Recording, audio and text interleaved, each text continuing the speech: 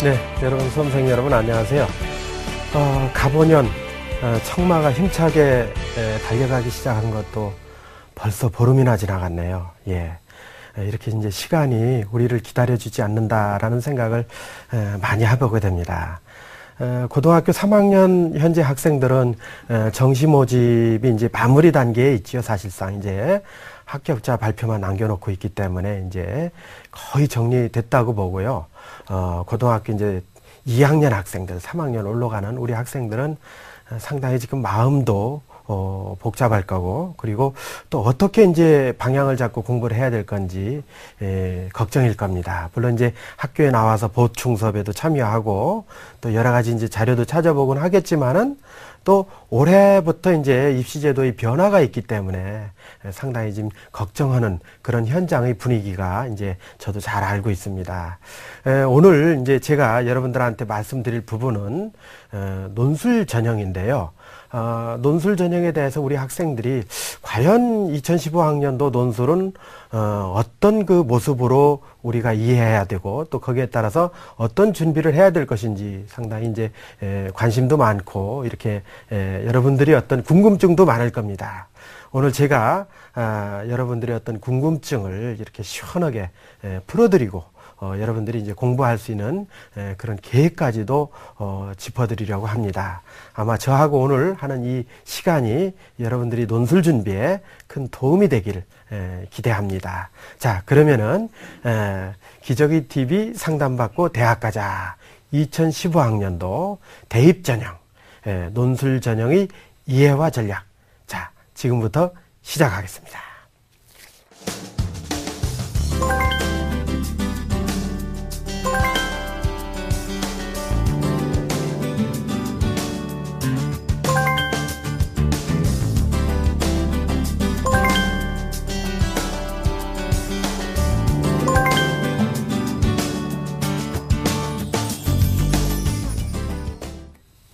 네, 이제 본격적으로 말씀을 드릴 건데요. 가장 중요한 건 이제 논술의 그 특징을 이제 살펴봐야 되는 건데요. 지난해 우리 그 논술에 대해서 여러 가지 얘기들이 있죠. 정부에서 대입 전형 간소화 방안을 발표하고, 논술을 각 대학별로 이제 좀, 논술을 지향했으면 좋겠다. 이제 권고하는 그런 부분들이었죠. 아마 이제 그때가 8월 달 시안이 나오고 그리고 공청회를 통해서 결정되기까지 기간에 논술이 폐지되는 거 아니냐 하는 그런 얘기들도 많이 나왔었고요. 또 실제로 선생님이 학교에서 지도하는 그 논술 동아리 학생들도 선생님 논술 폐지된다는데요. 일부 학생들은 뭐 논술 폐지되니까 저는 공부 안 할 겁니다. 이렇게 하면서 그 동아리 활동을 그만뒀던 학생들도 있었거든요. 그래서 그때 이제 저는 그런 얘기를 했습니다. 논술은 폐지되기가 어려운 것이 사실상 수시에서는 대학이 학생부만 가지고 선발해야 된다는 건데 그거는 학생부가 가지고 있는 어떤 한계이기 때문에 쉽지는 않을 것이다. 논술을 공부하는 것이 꼭 입시만을 생각가지고 해가지고 공부했다라면은 그만둘 수는 있지만은 그러나 논술은 그 외의 어떤 다양한 가치를 포함하고 있기 때문에 공부하는 것이 아마 도움이 될 것이다. 이렇게 이제 얘기를 했는데 많은 학생들이 공부를 하긴 했습니다. 네, 그랬는데, 그만큼 이제 작년에 어떤 상황들이 혼란스러웠다라는 것들을 이제, 우리가 이제 알 수 있는 거죠. 그러나 실제로 뚜껑을 열어놓고 보니까 논술은 전년도하고 크게 달라지지 않았어요. 올해 어쩌면 논술이 지난해보다 더 중요하다면 중요해졌다. 이렇게 이제 저는 말씀드릴 수 있거든요. 예, 그런 점에서 본다라면은, 논술을 꾸준히 공부했던 학생들한테는 아마 올해가 상당한 기회가 되지 않을까. 이제 조심스럽게 그렇게 전망해 보고요. 혹시 논술 준비를 지금까지 좀 하지 않았더라도, 오늘 방송 이후로부터 어떤 계획을 세워놓고 준비해 간다면 여러분들에게 큰 어떤 기회의 장이 되지 않을까. 이렇게 이제 생각합니다. 가장 중요한 부분이죠. 올해 과연 논술 전형으로 어느 정도의 그 학생들을 뽑을까 하는 부분이죠. 그 부분을 화면을 통해서 먼저 제가 설명을 드리도록 하겠습니다. 자, 화면을 보시면요. 지난해에는 논술로 17,737명을 선발했어요. 그런데 대폭 줄어들 거라고 생각을 했지만은, 그러나 실제로는 올해는 17,489명, 248명 정도, 아주 그 미세한 차이지요. 사실상 뭐 지난해하고 올해하고 선발 인원상에는 뭐 그렇게 큰 차이는 없다, 이렇게 말씀드릴 수 있겠습니다. 자, 이제 또 중요한 부분이 하나 남았죠. 그것은 바로 이제 논술 시행하는 대학입니다. 어느 대학이 논술을 시행할까 하는 대학인데, 지난해 이제 논술 치렀던 대학들하고 올해 이제 논술 치르는 대학을 이제 화면을 통해서 지금 여러분들 보고 계시죠? 지난해 치렀던 대학들은 32개 대학 정도가 됩니다. 그런데 그 2014학년도 논술 시행 대학 가운데 적색으로 지금 보이는 부분들이 있죠. 서울대 정시, 국민대, 동국대 경주 캠퍼스, 상명대, 성신여대, 이렇게 이제 표시되어 있는 대학들은요, 올해에는 논술을 폐지한 대학들입니다. 그렇게 이해하시면 되고요. 나머지 대학들은 이제 그대로 이제 논술이 유지되는데, 2015학년도 이제 보시면요, 화면 오른쪽이죠? 서울과학기술대, 세종대, 한양대, 에리카, 그 다음에 경북대, 부산대, 이런 대학들은 지금 청색으로 표시되어 있죠. 이 대학들은 새롭게 논술을 신설한 대학입니다. 네. 그러다 보니까 전년도에 논술 치렀던 대학 중에서 5개 대학이 빠져나가고 올해 새롭게 5개 대학이 들어온 거지요. 그래서 논술 보는 대학의 숫자는 차이가 안 난다, 이렇게 이제 우리가 말씀드릴 수 있는 거고요. 특별히 올해 새롭게 논술에 이제 진입한 그런 대학 중에서도요, 지방의 이제 대표적인 거점 국립대학이라고 할 수 있는 부산대학하고 경북대학이죠. 경북대학이 논술고사를 치르겠다는 그런 부분은 상당히 이제 눈에 띄는 그런 대목이거든요. 이들 대학이 선발하는 인원도 만만치 않습니다. 대략 한 1000명씩 이렇게 선발을 하거든요. 많은 인원을 선발하고 있다라는 거죠. 자, 이렇게 이제 지방 거점 국립대학이 논술에 들어왔다라는 거는 향후 내년으로 가면은 아마 다른 그 지방 거점 국립대학들도 논술에 대해서 상당한 어떤 관심을 갖고 준비하지 않겠느냐라는 그런 예측이 가능한 그런 대목이다, 이렇게 이제 우리가 볼 수가 있겠죠. 자, 여기서 논술 보는 대학들은 이제 크게 달라지지 않았고, 차이가 있다면 5개 정도의 대학이 이제 변동이 있었다라는 내용이었고요. 그렇다면은 올해 논술 보는 대학들이 과연 어느 정도에서 이제 반영을 논술을 할 것이냐, 이것도 이제 상당히 궁금한 부분이 되겠지요. 그 반영 비율이라는 건 상당히 논술 준비하는 사람 입장에서는 상당히 중요한 부분 아닙니까? 그래서 지금부터 이제 화면을 통해서 볼 건데요. 자, 논술 반영 비율입니다. 2개 학교가 논술 100% 반영합니다. 그렇죠? 경북대학하고 서울시립대학이 100%를 반영하고요. 그 다음에 부산대학인데요. 이 대학은 이제 80% 이상을 반영을 합니다. 지방의 그 거점 국립대학들이 상당히 논술 반영 비율이 높다라는 그런 부분을 확인할 수가 있죠. 그 다음에 이제 논술 60% 이상 반영하는 대학들이 대부분의 대학들입니다. 건국대, 경희대, 광운대, 단국대, 동국대, 서강대, 이런 화면에 보이는 그런 대학들이 60% 이상 반영하는 대학이죠. 다음을 또 보시면요, 50% 이상 대학 반영하는 대학이 이제 가톨릭대, 세종대, 한양대고요. 3개 학교가 있죠. 40% 이상 반영하는 대학도 이제 3개 대학이 있습니다. 또 30% 미만이 1개 대학인데, 여기서 우리가 이제 이런 생각을 해볼 수 있죠. 논술 반영 비율이 50% 미만인 대학이 지금 4개 대학이 있지 않습니까? 고려대 같은 경우는 지금 논술 반영 비율이 45%거든요. 근데 고려대는 논술로 수시에서 상당한 인원을 뽑거든요. 1300명 정도를 뽑고 있거든요. 근데 논술이 45%에 학생부 55%로 뽑는 대학입니다. 논술 반영 비율이 45%니까 상당히 적다. 학생부 비중이 높기 때문에 학생부가 결정적 요인 아니냐, 이렇게 이제 생각할 텐데요. 그러나 이제 입시에 대해서 조금만 상식이 있다라면요, 이런 그 논술 전형에서 학생부 비중은 사실상 크지 않다. 말하자면 이제 극간 비중을 상당히 좀 미세하게 주기 때문에 사실은 논술 성적이 당락의 가장 중요한 요건이다. 이렇게 이제 우리가 볼 수가 있는 거죠. 그런 점에서 본다라면은 반영 비중이 좀 낮더라도요, 역시 논술은 상당히 중요한 포인트다라는 점을 여러분들이 이해하는 그런 부분들이 필요하다. 이렇게 볼 수가 있겠습니다. 자, 그 다음에요. 여러분들이 아마 가장 궁금하게 여기는 대목일 겁니다. 이 대목은요. 바로 논술 보는 대학들이 수능 최저 학력 기준을 어떻게 올해 이제 반영할 것이냐 하는 거죠. 지난해까지는 사실은 논술 전형이라고 했어도 뭐 수능 전형이다 이렇게 이제 얘기하는 그런 분들도 많았고요.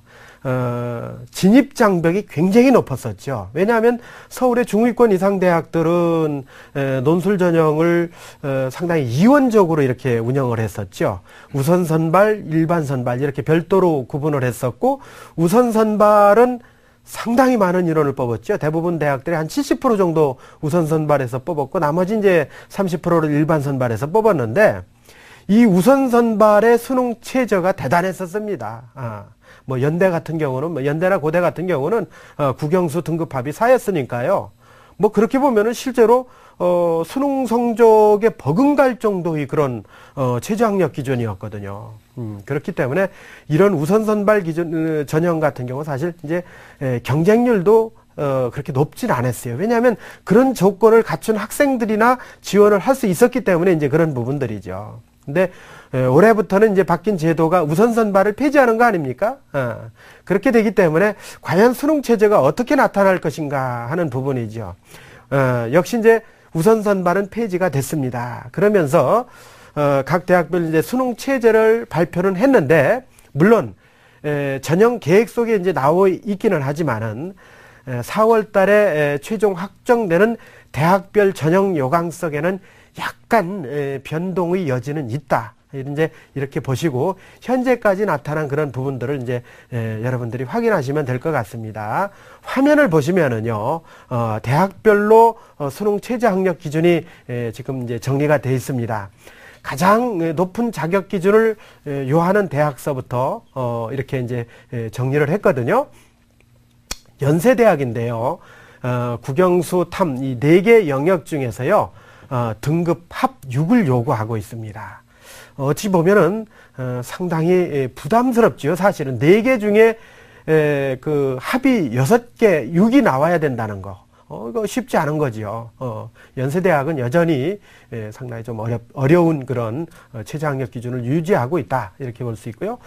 그 다음에 고려대학하고 서강대학하고 이화여대 같은 경우는요. 4개 중에서 3개가 각 이제 2등급이 나와야죠. 3개가. 그러니까 2등급 3개가 나오는 것은 뭐 전년도에 비하면 확실히 그 최저가 우선 선발에 비하면은 이제 낮아진 건 틀림없지만 그렇더라도 이 2등급 3개는 여전히 좀 부담스러운 부분이긴 합니다. 다음에 이제 성균관대하고 중앙대 같은 경우는 4개 중에서 3개 등급 합이 6이니까요. 요 경우는 어느 정도는 이제 좀 여유가 있어 보이죠. 3개 등급 합이 뭐 2등급, 2등급, 2등급이 될 수도 있지만은 1등급, 1등급, 3등급이 될 수도 있고 1등급, 2등급, 3등급이 될 수 있으니까요. 여러 가지 이제 전략적으로 이렇게 접근할 수 있는 부분이 있네요. 그 다음에 건국대, 동국대, 숙명여대, 한국외대, LD 학부는 이제 제외고요. 이들 대학은 4개 중에서 2개가 등급 합이 4가 나와야 됩니다. 뭐 1, 4, 3이 될 수 있고 2가 될 수도 있고 그렇겠죠. 그러나 이제 경희대학이나 홍익대학 같은 경우는요, 4개 중에서 2개가 각 2등급이 나와야 되는 그런 케이스고요. 숭실대학 같은 경우는 약간 여유가 있는데, 이 대학 같은 경우는 탐구가 빠지고 국어, 수학, 영어 중에서요, 2개가 이제 등급 합이 5가 나와야 돼요. 세종대학은 대신 이제 탐구까지 넣어서 4개 중에서 2개 등급 합이 5가 나와야 되는 그런 경우입니다. 아예 수능 최저 학력 기준을 적용하지 않겠다는 대학도 나왔습니다. 이 한양대, 한국항공대, 단국대, 덕성여대, 경기대 이런 대학들은요, 체제를 적용하지 않는다고 그러거든요. 자, 이렇게 되면요, 체제를 적용하지 않는 대학에는 논술에 어느 정도 능력이 있는 학생들은 상당히 지원을 많이 할 것 같은 그런 예상이 지금 들고 있죠. 또 한 가지는 이렇게 체제가 어느 정도는 낮아지기는 했는데 수험생들이 느끼는 체감으로는 그렇게 낮아지지 않았다라는 그런 생각도 해보게 됩니다. 논술에서는 사실은 가장 중요한 부분이 체제가 해결이 돼야지죠. 수능 시험을 치르고 와서 이제 가채점을 해보고 체제를 이제 생각을 해보게 되겠죠. 근데 본인이 지원한 대학의 체제에 미치지 못한다라고 하면은 사실은 시험 보러 가지 않는 경우가 대부분이지 않습니까? 얼마나 아까워요. 논술은 논술대로 준비했는데 체제를 맞추지 않았다라고 생각했을 때 이제 그런 부분이 있기 때문에 이 체제를 맞추는 거는 여러분들이 처음부터 전략적으로 좀 접근했으면 좋겠다 하는 생각인데요. 대개 이제 서울의 중위권 대학들이 2개 영역의 2등급 정도를 요구하고 있거든요. 그 2등급 2개를 여러분들이 좀 그 4개 과목 수능 공부하면서요, 좀 주안점을 두어서 2과목 정도는 꼭 체제를 맞출 수 있게끔 이렇게 시간 안배라든지 어떤 공부하는 어떤 방식에서의 어떤 그 변화라든지 이런 것들이 꼭 필요하지 않을까, 이제 저는 그렇게 생각을 해보고요. 여러분들이 그 점도 꼭 명심해 둬야 되지 않느냐, 이렇게 이제 생각을 합니다. 또 한 가지 이제 여러분들이 그렇게 되다 보면은 부담스러운 부분이 있을 수 있어요. 뭐가 부담스럽느냐면은요, 이 논술을 공부하다 보면은 수능에 자칫 영향을 받지 않겠느냐. 논술 공부하는 만큼 수능 공부하는 시간은 상대적으로 줄어들지 않겠느냐, 이런 걱정들을 많이 하거든요. 근데 선생님은 생각이 좀 다릅니다. 왜냐면요, 수능을 중심으로 해서 하는 공부는 논술에 미치는 영향은 상당히 좀 미미하다, 이렇게 이제 저는 보지만은, 논술을 공부하는 것은 논술 그 자체로 끝나는 것이 아니라 논술 공부가 바로 수능하고 직결된다는 사실입니다. 논술에서 우리가 이제 공부하는 내용들이 다양한 지문을 읽고 이해하고 분석하고 평가하고 따져보고 이렇게 하지 않습니까? 이런 것들이 사실은 수능에서도 국어나 영어나 수학이나 탐구나 이런 것들이 다 연관돼 있다라는 거죠. 뭐 국어 공부도 사실은 리딩, 독해가 가장 기본 아닙니까? 이 독해 능력 향상에 이제 중점이 되는 거고요. 또 이제 제시문 가운데는 수리적인 사항을 요구하는 것들이 있기 때문에 수리에도 영향이 미치고요. 뭐 사회탐구에는 뭐 전반적으로 다 영향을 미친다고 봐야 되겠죠. 이렇게 보면은 그 논술 공부는 따로 수능하고 하는 것이 아니라 논술 공부가 수능에 더 그 외연을 넓게 해주는 그런 직접적인 영향을 미치고 있다라는 점, 여러분들이 이제 그런 점을 생각하고 논술과 수능은 절대 따로가 아니다. 논술하는 거는 수능에 영향을 미친다. 이렇게 이제 여러분들이 생각하고 공부하면은 아마 마음이 한결 편해지지 않을까, 이렇게 생각을 해봅니다. 자, 지금까지 선생님이 여러분들한테 일반적인 내용이죠. 올해 이제 논술 전형의 특징이라든지 또는 반영 비율이라든지 또는 실시하는 대학, 그 다음에 이제 수능 체제 학력 기준까지 살펴봤습니다. 그 살펴본 내용들을 이제 꼼꼼하게 다시 한번 여러분들이 짚어보면서 그 내용을 복습해보는 그런 시간을 갖도록 하겠습니다. 자, 화면을 통해서 지금까지 한 내용 다시 한번 되짚어 보도록 하겠습니다. 자, 화면 보여주세요.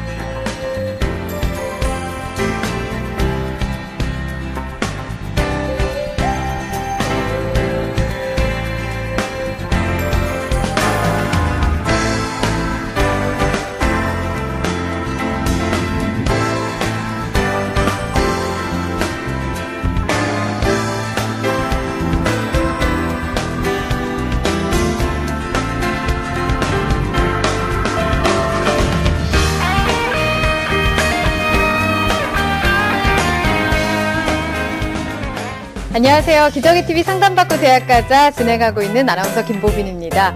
이제 2015학년도 입시가 본격적으로 시작됐는데요. 좀 더 발빠르게 2015학년도 입시를 준비할 수 있도록 저희 기저귀TV 상담받고 대학가자에서 토요 미니 특강 준비했습니다. 유명 스타 강사를 가까이에서 만나서 생생한 입시 전략을 세울 수 있는 기회인데요. 1월 25일 토요일 오전 10시에 열립니다. 토요 미니 특강.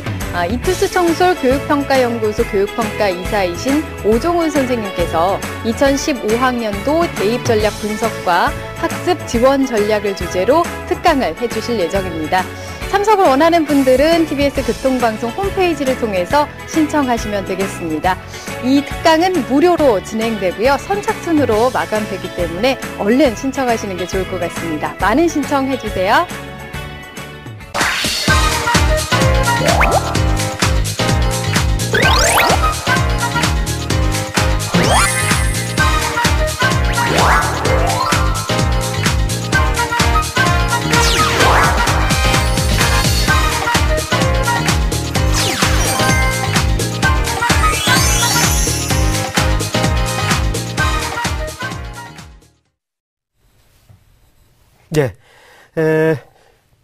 이제 여러분들 논술 준비하는데 본격적인 그런 어떤 방법을 저하고 이제 같이 살펴볼 건데요.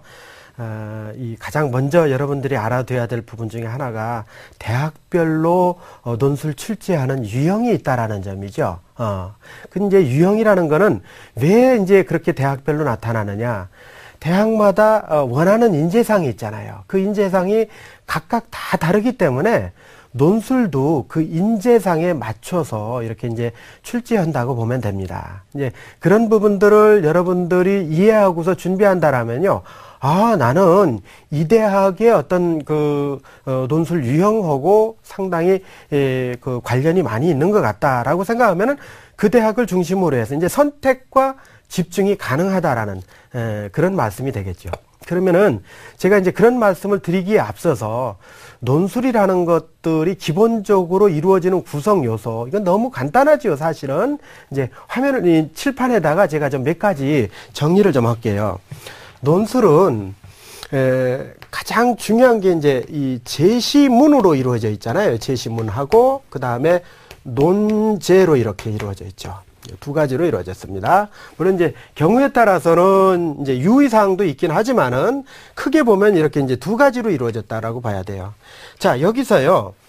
이 제시문 같은 경우는 이 대학마다 이렇게 다양한 어떤 형태로 나오긴 하는데 그 제시문이 하나가 이렇게 나오는 경우는 없어요. 이렇게 여러 가지가 이제 섞여서 같이 나오는 경우고, 이제 논제라는 것은 출제자가 이 제시문을 읽고 어떤 방향으로 글을 써달라는 어떤 요구사항이 바로 논제지요.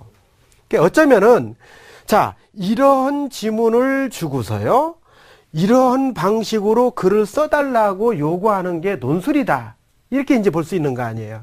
근데 이 제시문상에서 볼 때, 제시문은 언제나 여러 개의 제시문이 나옵니다. 예를 들어, 가, 나, 다, 라의 제시문이 나왔다. 이렇게 보면요. 이 제시문 간에는 같은 내용이 없어요. 넓게 보면은 어떤 주제, 큰 주제 하나로는 공통적으로 이렇게 묶여요. 묶이는데 각각의 제시문들은 이 주제에 대해서 이렇게 입장이 달라요. 조금씩 차이가 있거든요. 화면을 통해서 이제 제가 이렇게 설명을 드리고 있지만은 각각의 입장이 다른 거예요. 그 입장의 다른 내용들을 정확하게 세밀하게 이렇게 살펴보고서 그것을 분석도 해보고 또 평가도 해보고 거기에 따라서 나름대로 이제 문제가 있다라면은 그에 따른 대안도 제시해보고 하는 거라는 얘기죠. 그런데 우리가 이런 제시문들이라는 것들이 뭐 아주 전혀 새롭고 생소한 것들이 아니거든요. 하나의 주제를 통해서 그 주제와 연관된 다양한 제시문들이, 관점이 다른 제시문들이 나오는데 그것들은 우리들이 늘 일상생활에서 접하고 있는 것들이에요. 예를 들면은 우리가 생각할 때 자유라든 거, 또 평화라는 거, 정의라는 거, 권력이라는 거, 또 경제적 희소가치라는 거, 생명윤리라는 거. 뭐 우리 삶의 모든 것과 다 연관관계가 있는 거예요. 그런 주제들을 통해서 다양한 관점을 보는 그런 제시문들을 보여주는 거다, 이런 얘기야. 근데 우리가 이렇게 일상생활에서 접하는 주제들이긴 하지만은 그 주제들에 대해서 깊이 있게 생각해 본 적이 있나요? 거의 없지 않습니까? 그냥 우리가 단순하게 그것은 있는 것이다, 존재하는 것이다 라고 생각하지 깊이 있게 따져보고 생각해보고 성찰해보고 방법을 제시해보는 경우는 거의 없다. 우리가 이제 우리 여러분들 학생이니까요, 가장 많이 접하는 게 뭘까요? 여러분들 학교 생활하면서요, 이제 선생님도 학교에 있으니까 우리 학생들이 가장 많이 접하는 부분 중에 하나가 음악이에요.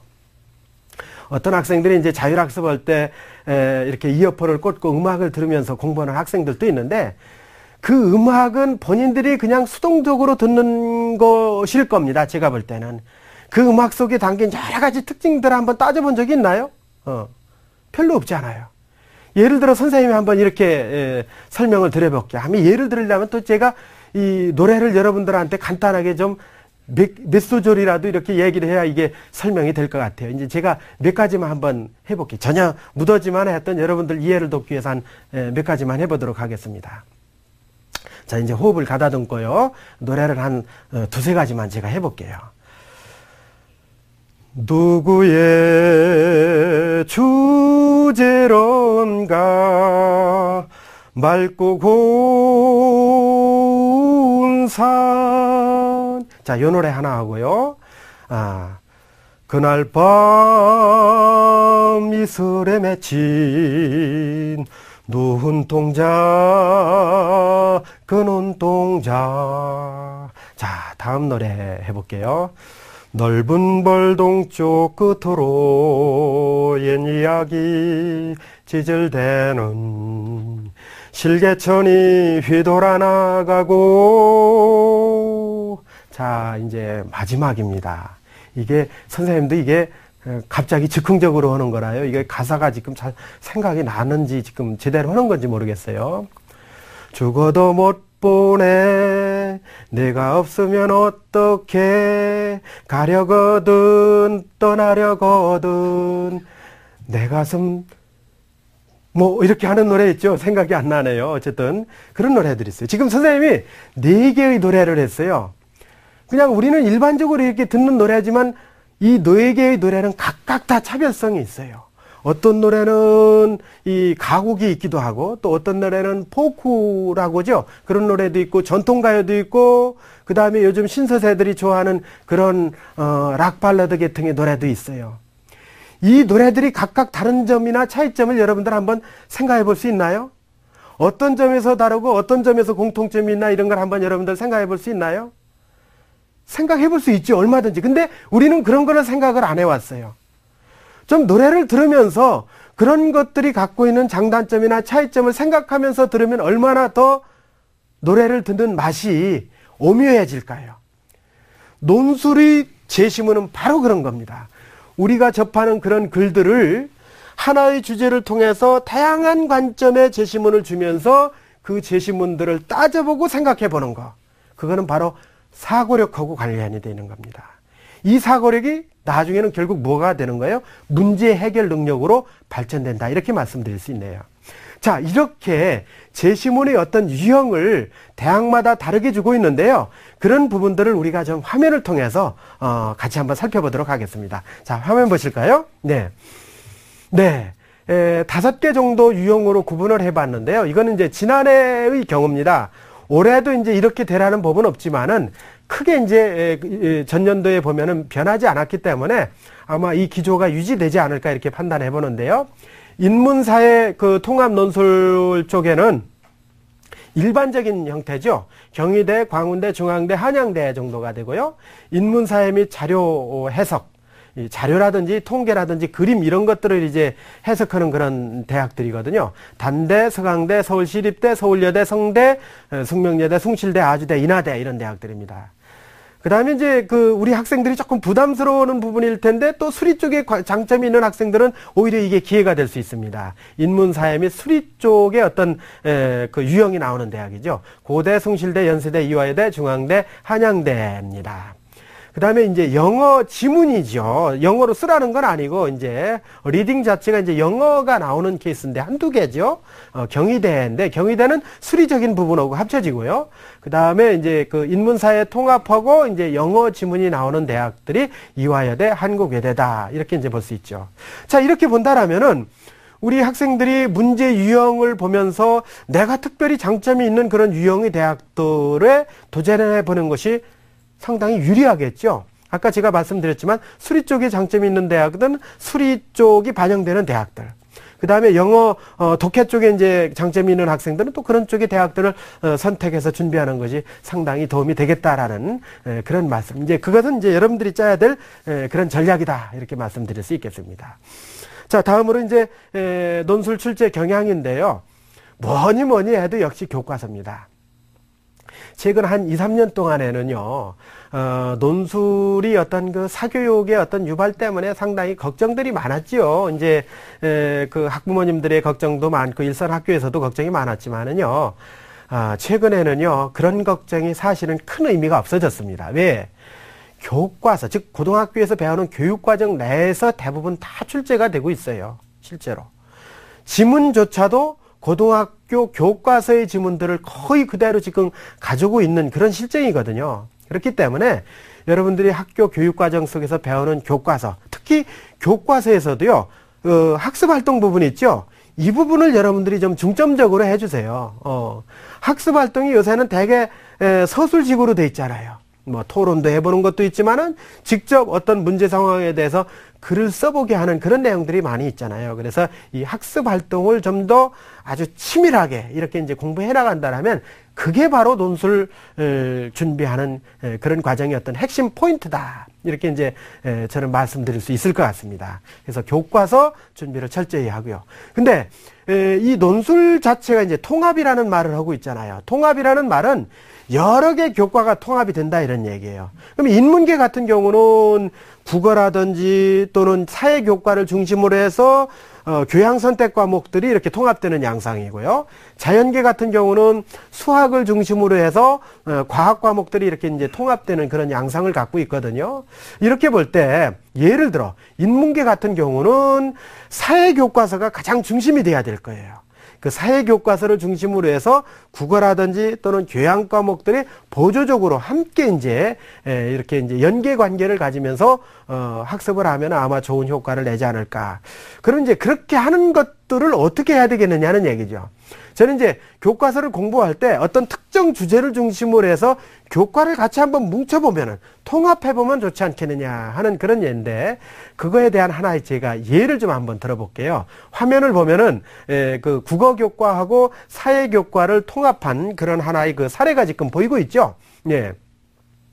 예를 들어 여러분들이 국어교과서에 나온 구운몽을 공부한다고 그래요. 이 구운몽이라는 작품 여러분들 뭐 배워서 잘 알게 있겠지만은 양소유라는 인물로서 이 속세에 대한 어떤 소유욕, 이 욕망을 갖고 있죠. 그러다 이제 꿈에서 깨어나서 인생 무상을 느끼게 된다는 그런 내용인데, 그럼 인간이 추구하고자 하는 욕망, 이 소유욕이라는 건 어떻게 이제 우리가 평가할 것이냐? 구운몽에서 나타나는 거, 또 참화설에서 나타나는 어떤 그 철학적인 관점에서의 접근, 또 법정스님의 무소유에서 나타나는 어떤 인간의 자유와 또 누려야 될 가치를 통해서 바라보는 어떤 그 욕망의 어떤 그런 관점들 요구하고, 또 사회교과서는 그런 것들이 아주 현실적으로 구체적으로 나타났잖아요. 이 사회문화 교과서의 청소년의 과시욕구 뭐 이런 것들도 이제 인간의 욕망과 소유욕하고 아주 밀접한 연계에 관계 있는데, 그런 것들은 이제 브랜드 상품을 선호하는 것들이 어떤 영향을 갖고 있는 거냐. 또 경제적 욕구와 희소가치라는 이 생활경제 교과서에 나와 있는 그런 부분하고도 또 연결시킬 수 있고요. 철학교과서, 이제 교양교과서죠. 이 부분에 물질인가 마음이 중요한가, 이런 역할관계에 대한 것, 이런 것들을 하나의 주제를 통해서 다양한 교과서에 나와 있는 그런 것들을 그 주제와 연관지어서 통합해서 이제 만들어가는 것들, 이런 것들이 아마 주제 중심 통합 교과고, 논술 출제할 때도요, 교수님들이 이렇게 책을 놓고서 이런 부분을 중심으로 해서 아마 출제를 하고 또 제시문도 뽑고 이렇게 할 것이다라는 그런 내용을 이제 제가 확인을 할 수가 있습니다. 그래서 그런 점을 여러분들이 중점에 놓고 공부하면 될 것 같고요. 또 한 가지는 아까 이제 제가 칠판을 통해서 이 논제에 대한 말씀을 여러분들한테 드렸잖아요. 이 논제라는 것들이 출제하신 분들이 요구하는 거예요. 그러니까 논술이라는 것이 내 마음대로 글을 쓰는 것이 아니라 출제하신 분들의 입맛에 맞는 글을 써야 되는 것이죠. 그러면 출제하신 분들이 뭘 요구하느냐가 상당히 중요한 거 아니에요. 그걸 빨리빨리 캐치해야 될 거 아닙니까? 예. 그리고 이제 그와 같은 부분들을 통해서 연습이 이루어져야 될 것 같고요. 이렇게 될 때 가장 중요한 것은 바로 뭐냐면은 논제에서 요구하는 스타일을 아는 거예요. 그 유형을 아는 거예요. 그 유형을 아는 거는 역시 기출문제입니다. 이 기출문제. 이 기출문제를 통해서 논제의 유형, 출제자가 요구하는 것들을 이제 확인해야 된다는 거죠. 자, 제가 하나 예를 들어 볼게요. 건국대의 예인데요. 건국대의 최근 2년간의 논술 기출문제 중에서요. 발문, 논제만 제가 뽑았습니다. 화면을 통해서 살펴보도록 하겠습니다. 자, 화면을 보면요.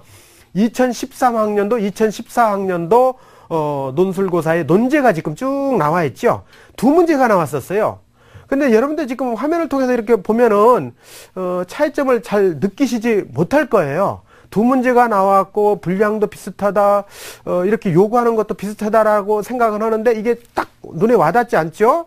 화면을 하나 더 넘겨보겠습니다. 넘겨보면요. 자, 문제별로 묶었어요. 2013학년, 2014학년도 문제 1번을 보면요. 2013년도에는 가나에 근거하여 다에 나타난 설문조사 결과를 분석하시오 이랬죠?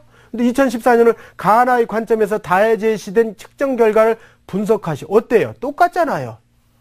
논제가 똑같잖아요. 요구하는 게.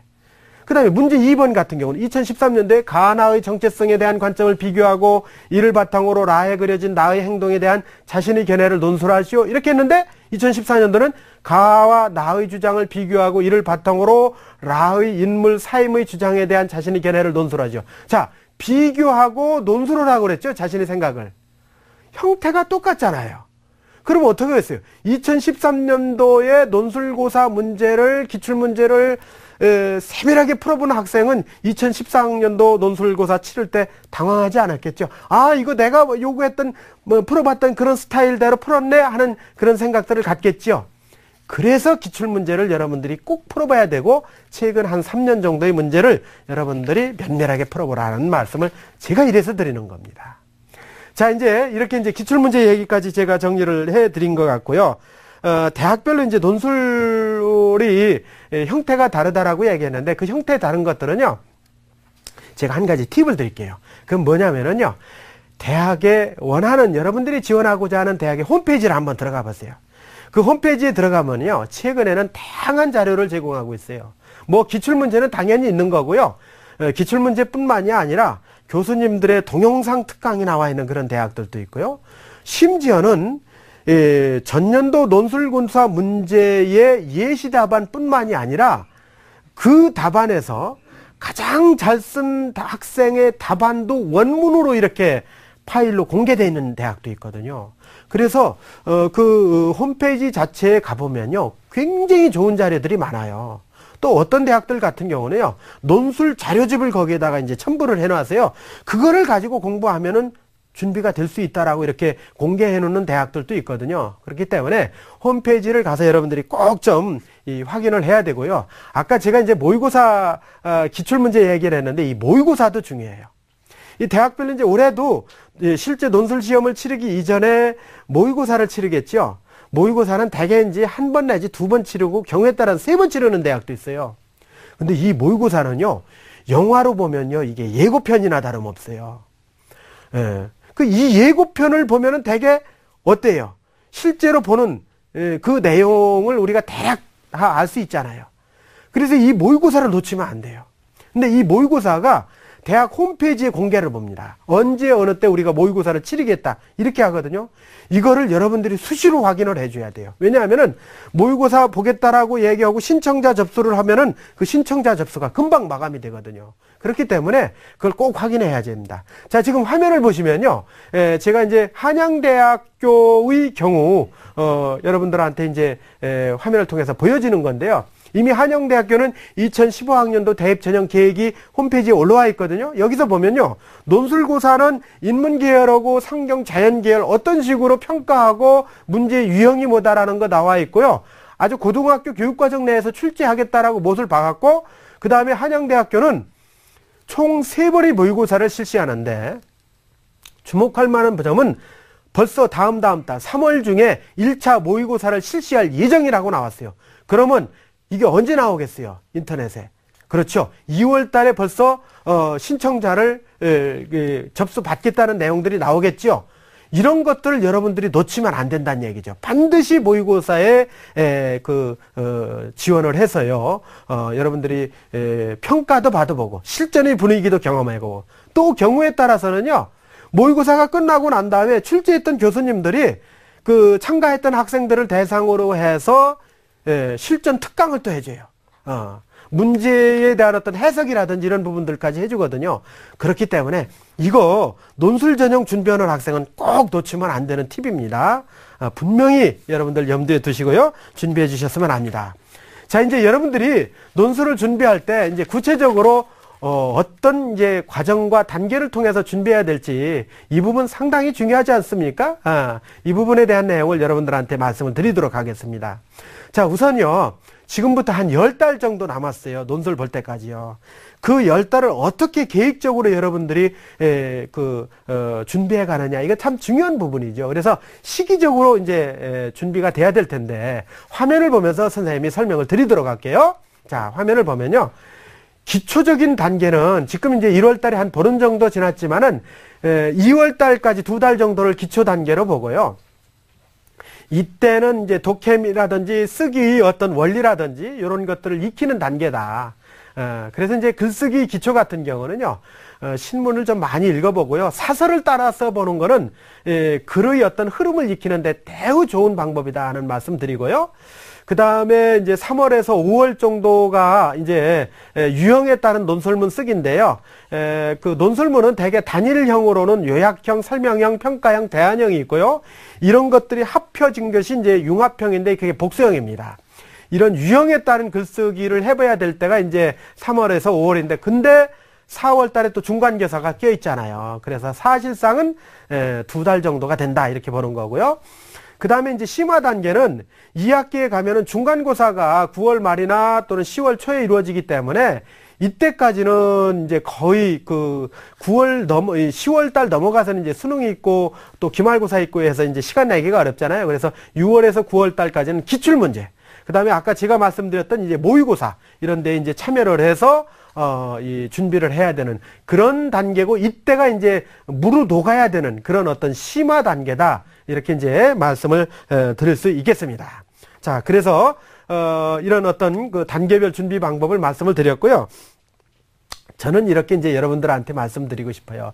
논술 하면은 여러분들이 조금 딱딱하게 생각하고 매우 힘들게 생각하잖아요. 근데 발상을 좀 바꿔야 될 것 같아요. 왜냐하면 저는요, 논술은 대학 가기 위해서 필요한 부분이기도 하지만요, 논술은요, 여러분들이 살아가고자 하는, 여러분들이 꿈꾸고자 하는 세상에서요, 아주 굉장히 중요한 부분이에요. 그러니까 여러분들이 꿈을 직접적으로 이루어지기 위해서는 사실은 논리적인 사고 과정, 그 과정에 글로 표현되지 않는 것이 없어요.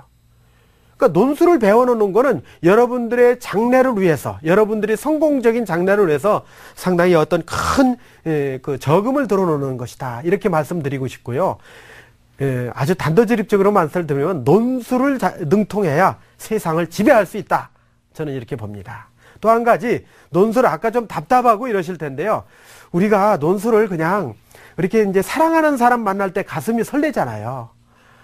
그렇듯이 논술도 이렇게 내가 꼭 이거는 극복해야 되는 부분이다라고 생각하면서 가슴 설레는, 마치 사랑하는 사람과 연애하듯이 이렇게 만나는 그런 논술이 됐으면 좋겠다라는 말씀을 여러분들한테 드립니다. 자, 지금까지 여러분들한테 논술의 유형이라든지 또는 논술 준비 방법이라든지 이런 부분들을 설명을 드렸거든요.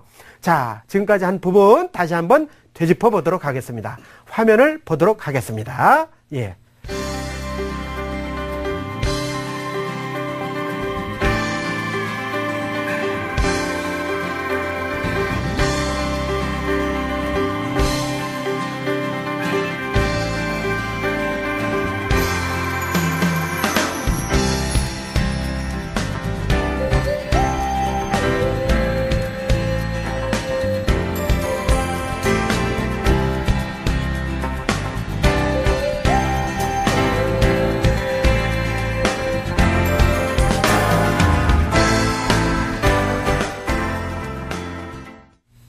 자, 지금까지 여러분들한테 짧은 시간이었지만 논술에 대한 말씀 드렸는데요. 어떻게 좀 이해가 되셨나 모르겠네요.